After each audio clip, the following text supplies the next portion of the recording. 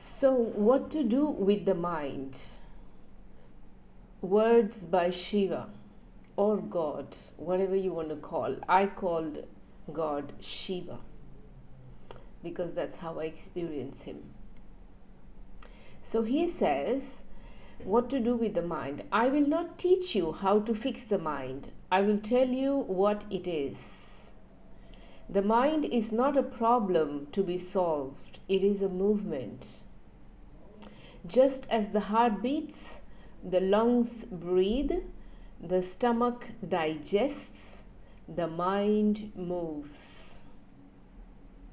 You were never meant to stop it. You were meant to stand where movement can be seen.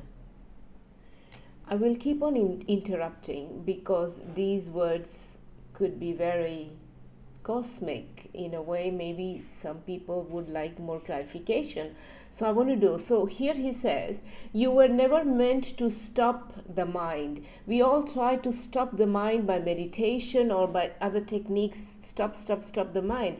But he says, you were never meant to stop the mind. You were meant to stand where the movement of the mind can be seen. So you're meant to observe the mind, not to stop the mind. Okay, he explains further. The mistake humans make is not that they think, but they stand inside thinking and call it themselves. That means what they think it is them.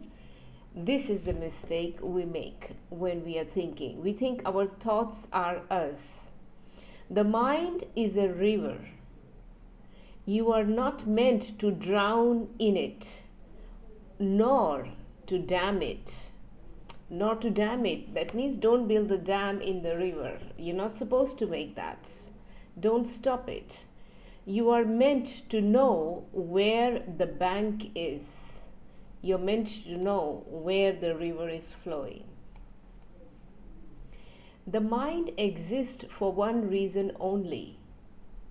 The mind exists for one reason only, to translate life into form, to understand life into form.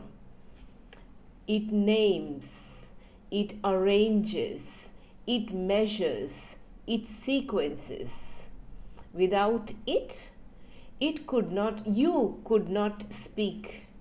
So you need the mind to speak, to build, to teach, to travel, to remember. The mind is a sculptor. But the sculptor does not decide what is sacred, or it does not decide what is important. The sculptor shapes what is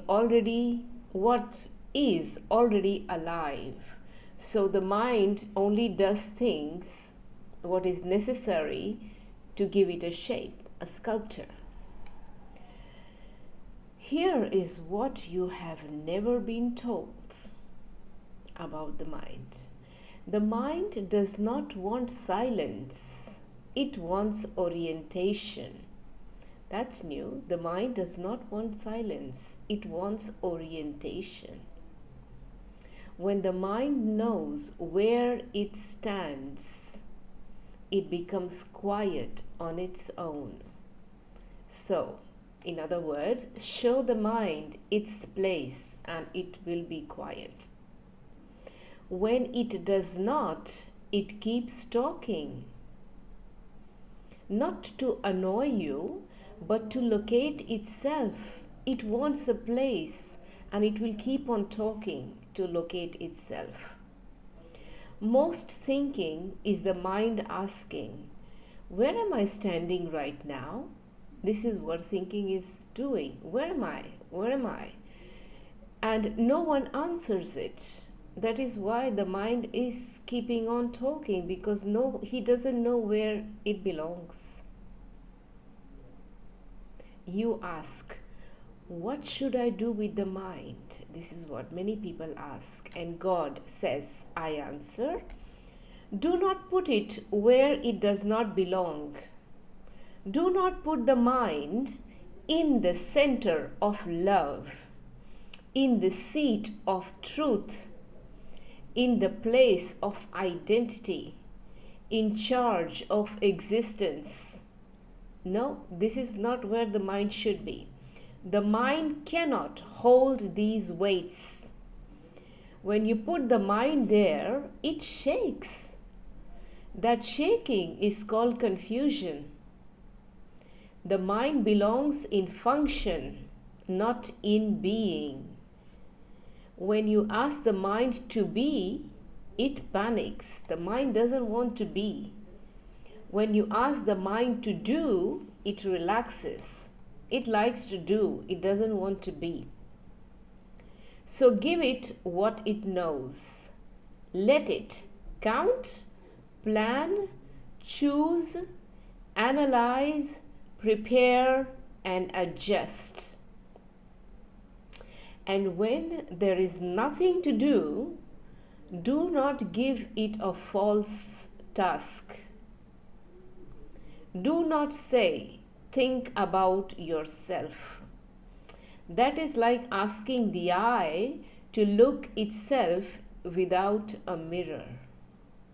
Most people misuse the mind by turning it into a narrator of their life. The mind was never meant to narrate. It was meant to respond. When life speaks, the mind answers. When life is quiet, the mind does not need to invent speech.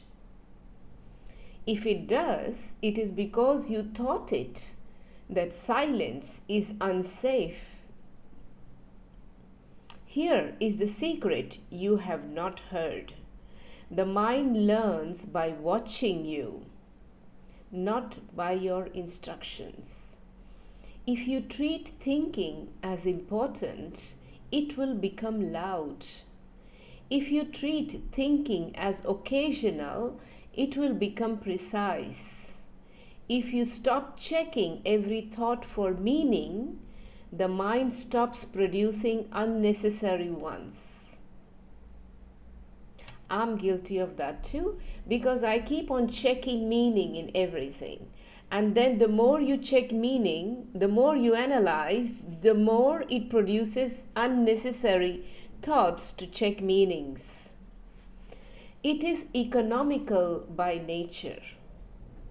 The mind is economical by nature. Do not watch the mind to control it. Watch it the way you watch weather, not with interest and not with resistance, with recognition. Recognition is enough. The moment you know thinking is happening, you are no longer inside it. You have stepped 1 inch back. 1 inch is all it takes. The mind does not need discipline. It needs placement. When you walk, let walk be primary. When you eat, let eating be complete. When you listen, let listening fill the space. The mind will follow what you give importance to. If you give importance to life, the mind becomes a servant of life. If you give importance to thought, life becomes secondary. Did you understand? I want to repeat this again. If you give importance to life, the mind becomes a servant of life, your own life. If you give importance to thoughts, life becomes secondary. Understand this carefully, Shiva says.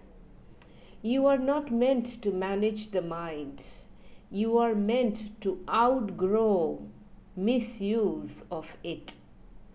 As a child outgrows toys without hatred. You outgrow mental noise by maturity, not by effort. When you stop asking the mind to tell you who you are, it stops trying. When you stop asking the mind to tell you who you are, it stops trying. And then thinking becomes clean, rare, sharp, useful, like a bell rung only when needed. This is what to do with the mind. Do not elevate it. Do not suppress it. Do not fear it. Do not worship it. Simply place it where it belongs and stand where you belong. Everything else resolves itself. This is what he says.